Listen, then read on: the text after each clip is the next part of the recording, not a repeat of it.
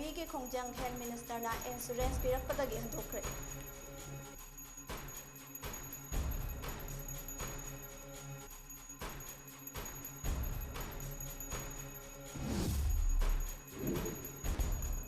सरकार ना चलाइबा old age home अमा सानबा गवर्नमेंट ना लुपा crore 2 sanction तौखरे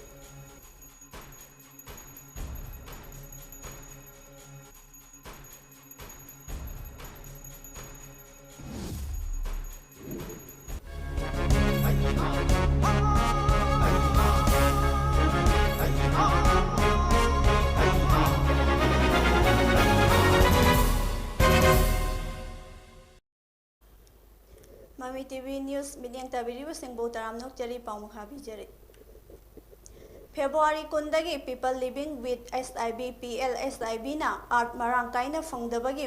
wakat mifam changlakhiba adu ngarang sagol se numita health minister Sapam Ranjana ART matik sana fangalagani haibadagi handokre hairi media da phongdorakiba warol amada Imphal East Network of Positive People gi secretary Kangabam Anandina PL SIB na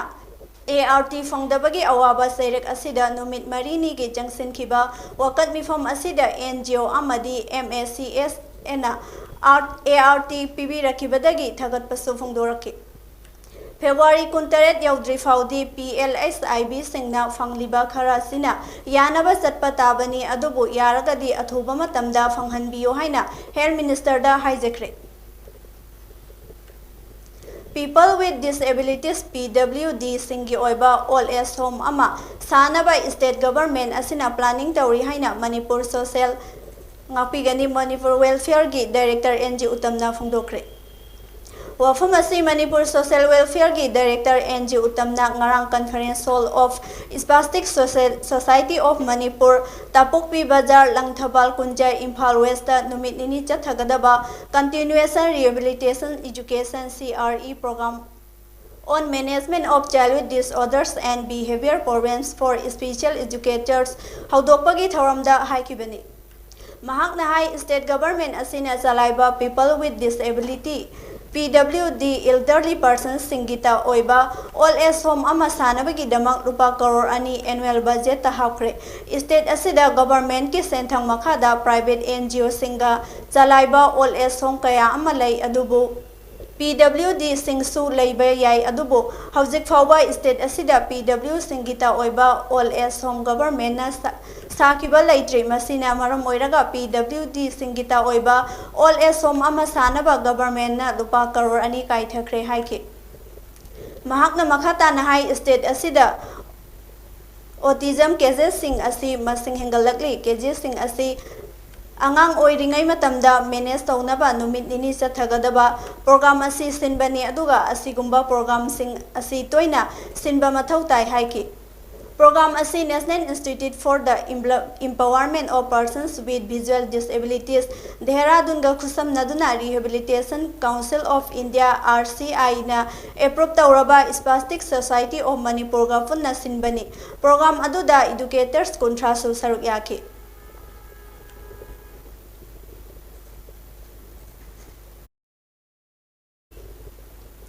ngasi Lakhipur khunau dalaiba sana mahi laisangda pangthokiba anauba thausil kanglup sembagi mifam aduda khangembam Biswanath retired teacher sanam nabasandra president ukal mayai loisang Imphal Yumnam Mani retired teacher amadi oinam Brezabiduna mifam mitphum mapu mithunglen amadi athoiba mithung oina daista phangki thoranga mari lainana wangang laduna moirang them jila ngamba maitei vice president ukal mayai loisang Imphal na hai Lai harau famda lai gi thoranga mari leinadaba lai kumhai singi manungda thabal songba tawhanba asi lai harau bagi liklamga chanade amadi yade haina oja lai guru singna takpirami nupi oibi singna lai khurumbada set kadaba fizol gi matang da su mahangna samlapna paudongki ꯑꯩꯈꯣꯏꯒꯤ ꯃꯩꯇꯩ ꯑꯃ ꯑꯣꯏꯅ ꯂꯥꯏꯕꯨꯡꯕꯨ ꯍꯤꯡꯒꯠꯍꯟꯅꯕꯗ ꯑꯆꯧꯕ ꯊꯧꯗꯥꯡ ꯂꯧꯔꯛꯅꯕ ꯃꯔꯛꯇ ꯂꯤꯆꯠ ꯃꯌꯥꯝ ꯂꯩꯔꯤꯕ ꯑꯗꯨ ꯍꯧꯖꯤꯛ ꯏꯆꯤꯜ ꯏꯅꯥꯎꯁꯤꯡꯁꯨ ꯈꯪꯗꯕ ꯌꯥꯔꯣꯏ ꯅꯨꯄꯤꯁꯤꯡꯁꯨ ꯈꯪꯗꯕ ꯌꯥꯔꯣꯏ ꯅꯨꯄꯥꯁꯤꯡꯁꯨ ꯑꯗꯨꯒꯤ ꯋꯥꯛꯁꯣꯞ ꯑꯃ ꯄꯥꯡꯊꯣꯛꯅꯕ ꯑꯩꯈꯣꯏ ꯉꯁꯤꯒꯤ ꯁꯦꯝꯃꯤꯕ ꯃꯤꯐꯝꯁꯤꯒ ꯑꯩꯈꯣꯏꯒꯤꯁꯨ ꯃꯌꯥꯏ ꯂꯣꯏꯁꯪꯗ ꯑꯩꯅ ꯚꯥꯏꯁ ꯚꯤ.ꯄꯤ. ꯌꯥꯎꯔꯦ ꯑꯩ ꯏꯁꯥꯃꯛ ꯊꯧꯕꯨꯔꯦꯟ ꯌꯥꯎꯔꯒ ꯃꯤꯐꯝ ꯑꯃ ꯀꯧꯔꯒ ꯑꯩꯈꯣꯏ ꯄꯥꯡꯊꯣꯛꯅꯕ ꯍꯣꯠꯅꯖꯔꯛꯑꯒꯦ ꯑꯗꯨꯒ ꯃꯔꯛꯇꯅ ꯉꯁꯥꯏꯒꯤ ꯑꯩꯈꯣꯏꯒꯤꯁꯤ ꯂꯥꯏ ꯍꯔꯥꯎꯕꯁꯤꯗ ꯈꯨꯔꯧ ꯊꯥꯡꯕꯁꯤ ꯑꯗꯨꯝ ꯆꯠꯅꯕꯤꯅꯤ ꯃꯩꯇꯩꯕꯨ ꯑꯗꯨꯝ ꯇꯨꯍꯠꯄꯅꯤ ꯃꯁꯤ ꯑꯩꯈꯣꯏ ꯑꯗꯨꯝ ꯆꯠꯅꯩ ꯑꯗꯨꯒ ꯑꯩꯈꯣꯏꯅ ꯍꯧꯖꯤꯛ ꯍꯧꯖꯤꯛ ꯇꯧꯒꯗꯕꯁꯤ ꯂꯨꯞ ꯈꯨꯗꯤꯡꯃꯛꯁꯦ ꯑꯩꯅ ꯁꯨꯝ ꯏꯝꯐꯥꯜ ꯂꯣꯝꯗ ꯁꯦꯝꯃꯤꯕ ꯀꯪꯂꯩꯗ ꯁꯦꯝꯃꯤꯁꯤ ꯑꯣꯔꯒꯅꯥꯏꯖꯦꯁꯟ ꯈꯨꯗꯤꯡꯃꯛꯁꯦ ꯅꯨꯄꯤꯁꯦ ꯂꯣꯏ ꯀꯥꯟꯕꯤꯔꯝꯕ ꯍꯥꯏꯇꯥꯔꯦ ꯑꯩꯈꯣꯏꯒꯤ ꯃꯩꯇꯩ ꯑꯃ ꯑꯣꯏꯅ ꯂꯥꯏꯕꯨꯡꯕꯨ ꯍꯤꯡꯒꯠꯍꯟꯅꯕꯗ ꯑꯆꯧꯕ ꯊꯧꯗꯥꯡ ꯂꯧꯔꯛꯅꯕ ꯃꯔꯛꯇ ꯂꯤꯆꯠ ꯃꯌꯥꯝ ꯑꯃ ꯂꯩꯔꯤꯑꯕ ꯑꯗꯨ ꯍꯧꯖꯤꯛ ꯏꯆꯤꯜ ꯏꯅꯥꯎꯁꯤꯡꯁꯨ ꯈꯪꯗꯕ ꯌꯥꯔꯣꯏ ꯅꯨꯄꯤꯁꯤꯡꯁꯨ ꯈꯪꯗꯕ ꯌꯥꯔꯣꯏ ꯅꯨꯄꯥꯁꯤꯡꯁꯨ ꯑꯗꯨꯒꯤ ꯋꯥꯛꯁꯣꯞ ꯑꯃ ꯄꯥꯡꯊꯣꯛꯅꯕ ꯑꯩꯈꯣꯏ ꯉꯁꯤꯒꯤ ꯁꯦꯝꯃꯤꯕ ꯃꯤꯐꯝꯁꯤꯒ ꯑꯩꯈꯣꯏꯒꯤꯁꯨ ꯃꯌꯥꯏ ꯂꯣꯏꯁꯪꯗ ꯑꯩꯅ ꯚꯥꯏꯁ ꯚꯤ.ꯄꯤ. ꯌꯥꯎꯔꯦ ꯑꯩ ꯏꯁꯥꯃꯛ ꯊꯧꯕꯨꯔꯦꯟ ꯌꯥꯎꯔꯒ ꯃꯤꯐꯝ ꯑꯃ ꯀꯧꯔꯒ ꯑꯩꯈꯣই ꯄꯥꯡꯊꯣꯛꯅꯕ ꯍꯣꯠꯅꯖꯔꯛꯑꯒꯦ ꯑꯗꯨꯒ ꯃꯔꯛꯇꯅ ꯉꯁꯥꯏꯒꯤ ꯑꯩꯈꯣꯏꯒꯤꯁꯤ ꯂꯥꯏ ꯍꯔꯥꯎꯕꯁꯤꯗ ꯈꯨꯔꯧ ꯊꯥꯡꯕꯁꯤ ꯑꯗꯨꯝ ꯆꯠꯅꯕꯤꯅꯤ ꯃꯩꯇꯩꯕꯨ ꯑꯗꯨꯝ ꯇꯨꯍꯠꯄꯅꯤ ꯁꯦꯟꯇꯔ ꯑꯃꯗꯤ ꯃꯅꯤꯄꯨꯔ ꯒꯚꯔꯟꯃꯦꯟꯠꯅ ꯃꯅꯤꯄꯨꯔꯒꯤ ꯀꯨꯀꯤ ꯂꯜꯍꯧꯂꯨꯞꯁꯤꯡꯒ ꯆꯠꯊꯗꯨꯅ ꯂꯥꯛꯄ ꯁꯁꯄꯦꯟꯁꯟ ꯑꯣꯐ ꯑꯣꯄꯔꯦꯁꯟ ꯁꯨ ꯑꯦꯒ꯭ꯔꯤꯃꯦꯟꯠ ꯆꯍꯤ ꯑꯃꯒ ꯑꯃꯨꯛ ꯃꯈꯥ ꯇꯥꯅ ꯁꯥꯡꯗꯣꯛꯈ꯭ꯔꯦ ꯁꯨ ꯑꯦꯒ꯭ꯔꯤꯃꯦꯟꯠ ꯑꯁꯤ ꯆꯠꯂꯤꯕ ꯊꯥ ꯑꯁꯤꯒꯤ 29ꯗ ꯂꯣꯏꯒꯗꯕꯅꯤ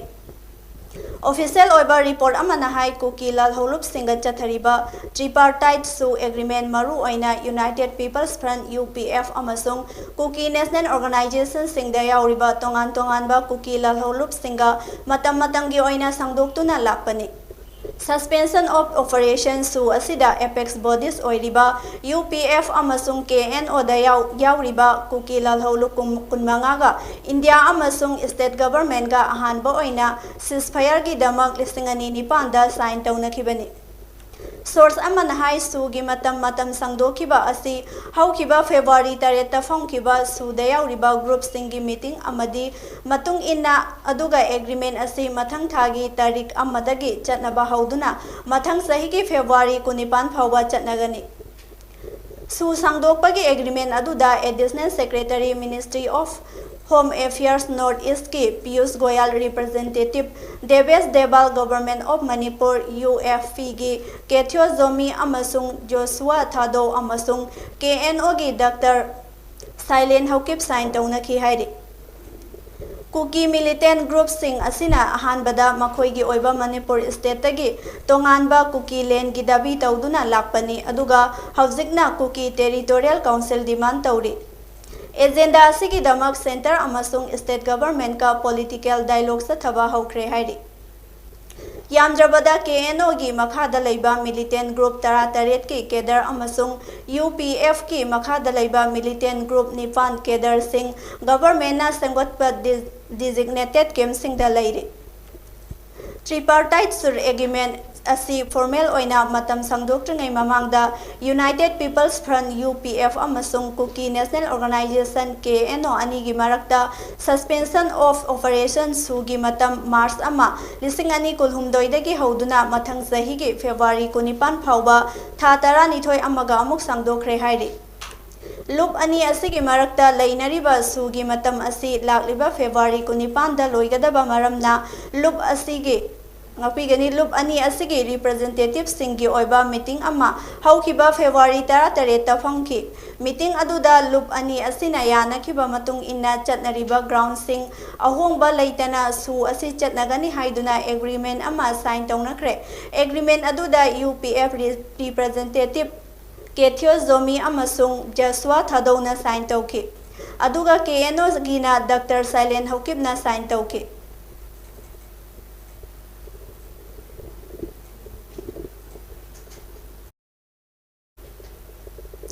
ꯁ꯭ꯄꯦꯁꯤꯌꯦꯜ ꯀꯃꯥꯟꯗꯣ ꯌꯨꯅꯤꯠ ꯈꯥꯕꯩ ꯁꯣꯏꯒꯤ ꯇꯤꯝ ꯑꯃꯅ ꯉꯔꯥꯡ ꯑꯌꯨꯛ ꯈꯨꯃꯟ ꯂꯝꯄꯥꯛꯇ ꯂꯩꯕ inter state bus terminus Imphal ꯃꯅꯥꯛꯇ ꯐ꯭ꯔꯤꯁꯀꯤꯡ ꯆꯦꯀꯤꯡ ꯆꯠꯊꯕ ꯃꯇꯝꯗ ꯂꯜꯍꯧꯂꯨꯞ NSNIMꯒꯤ ꯂꯨꯆꯤꯡꯕ 3 ꯐꯥꯔꯦ ꯍꯥꯏꯔꯤ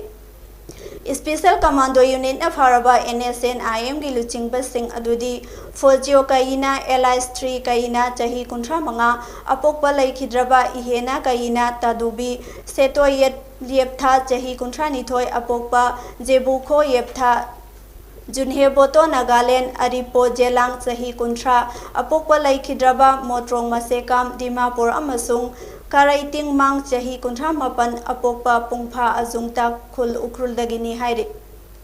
Police ki pau matung ina ngarang ayuk pung 8 minute kuntra taba matamda Tara Taruk Suba Assam Rifles tagi Khuman Lampakta leiba ISBT manakta NSNIM ki official khara leire haibagi pau ama fangki pau aduda yumpham oiraga special commando unit khabai soi ASP TS Krishna Tombi gi mityang makhada OC Subedar Vivekananda na lusingba team amma mafam aduda samsinduna asat awok sing frisking amasung checking tawringaida makhoi mari makhongna laki aduga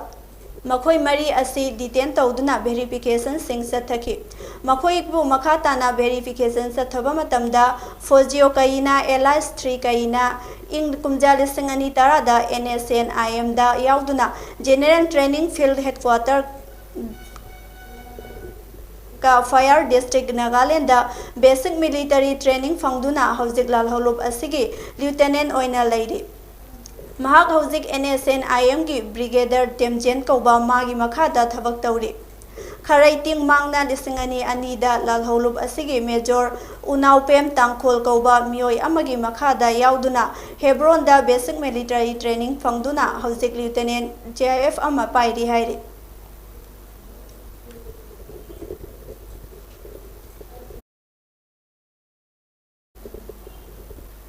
National Institute of Technology NIT Manipurna Kha Manipur College Kakching ga khusam naraga solid waste management gi matangda nongmagi oiba workshop ama ngarang Kha Manipur College Kakching gi multipurpose hall da pangthokre hairi Unat Bharat Abhiyan UBA gi makhada pangthokiba workshop adu hodokpagi thoramda Kha Manipur College Kakching gi principal professor Yumnam Suniti Balana Chief Guest NIT Manipur gi planning and development gi din su oiriba Unat Bharat Abhiyan gi regional coordinator Professor Posangbam Albinaona Kumar Swasth Bharat Mission Gramin PSED Manipur gi State Coordinator Rajkumar Somyo Anina Guest of Honor aduga participating institute coordinator Unat Bharat Abhiyan Kha Manipur College Kakching Assistant Professor Ningombam Satyabatina President oiki Learn, act and contribute to be better tomorrow haiba wakhalolda Ministry of Education Government of India na sponsor tawduna pangthokiba ngasigi workshop aduda NIT Manipur gi oja sing Dr. Vivek Laisram na Lycée treatment gi matangda aduga Sylvia Paunam na vermi compositing gi matangda resource person sing oina wangang bagaloina na saruk yakiba singna hanglapa wahang kaya gi paukhum supiki NIT Manipur gi coordinating staff Babita Khoirak Pamna Mayambu Thagat Uhai Piki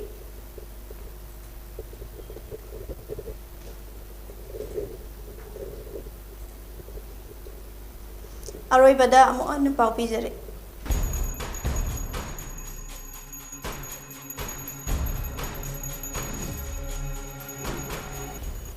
PLSIB gi Khongjang Health Minister na insurance pirak padagi handukre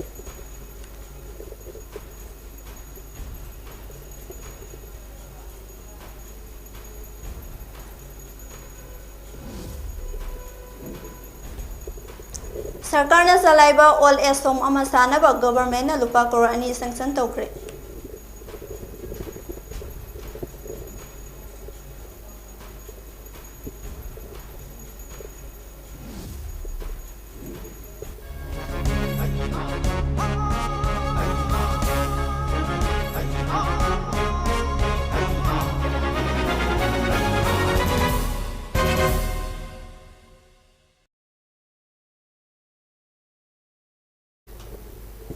Matang asida Mami TV News loisinjari mityang tabiriba singbo thagatjari